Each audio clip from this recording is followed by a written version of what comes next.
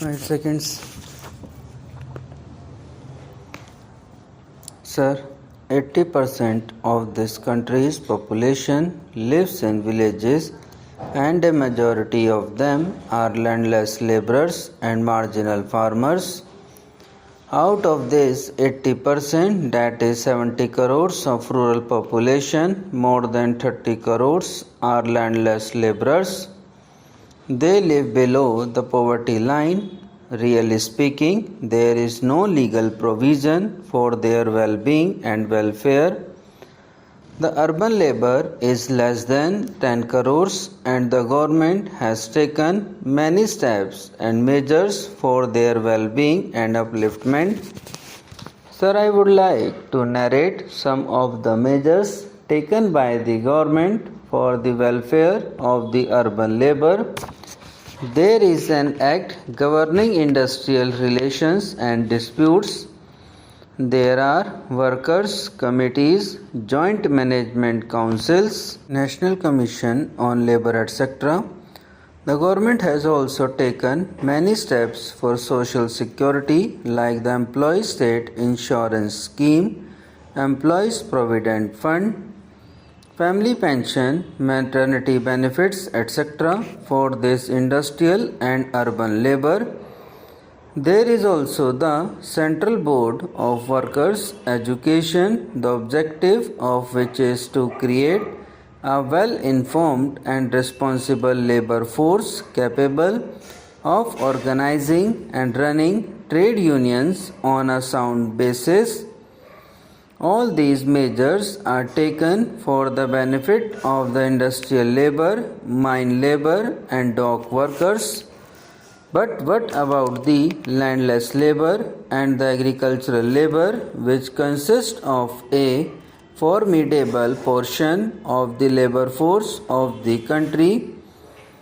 Do they not contribute anything for the development of this nation? Why are they neglected? It is only because they are not vocal, because there is nobody to speak on their behalf, and because there are no trade unions for them. The trade unions of the urban labor exploit the industry. They get the benefits, but they do not fulfill their obligations. With less and less work, they get more and more benefits in cash and in kind, whereas there is no provision for the landless labor and the agricultural labor. Millions of them die without food. The government should make statutory provisions for security of living wage and suitable working conditions for the agricultural labor. Sir, majority of this landless labor and the agricultural labor is heavily burdened by debt. The money lenders suck their blood and exploit them. The crushing burden of debt on them should be removed. Special tribunals should be appointed to inquire into this, and all debts which are beyond the capacity of the agents to pay should be liquidated.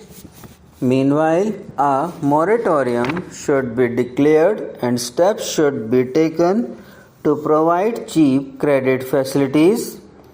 Sir, for this, the cooperative movement in various parts of the country has done something good. But what requires to be augmented and increased on a large scale? Sir, many of these landless laborers and agricultural laborers suffer only because there is no land for them. For their benefit, some state governments enacted tenancy laws, but they were not implemented. The greatest hardship which they suffer from is that they are landless. The land which was to be given to them by of surplus has to be obtained by the enactment of tenancy laws, It was not given to them. The vested interest in the rural parts of the country evaded the provisions of the tenancy laws. Therefore, Sir, fixity of tenure with heritable rights along with the right to build houses and to plant trees should be provided for all tenants throughout the country. Unless this is done, I don't think the condition of the rural labor can be improved. Not only this, sir, there is a section of the rural population, so to say, the landlords or the rich peasantry. There should be an income tax on their income.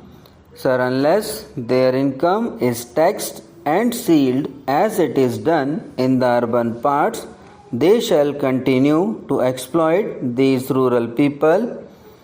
So there should be income tax levied on them, and this tax yield should be used for the well-being and welfare of these landless laborers.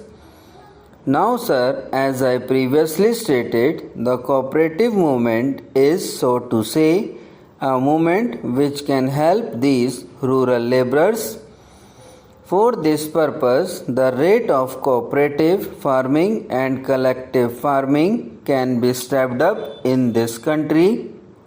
So far as I know, the system of cooperative farming is prevalent only in some parts, rather a negligible portion in the Gujarat state.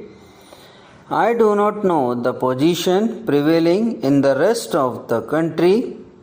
But as far as my state is concerned, there are some societies formed on a cooperative basis for the benefit of agricultural laborers, and they are mostly composed of landless laborers, and they get government wasteland from the government. Now this land which is provided by the government is not fertile. If they develop this land, the vested interest of the society snatch away this land. The result is that there were some attacks on Harijans and backward classes in different parts of the country. A majority of attacks on Harijans and backward classes are only because of land disputes.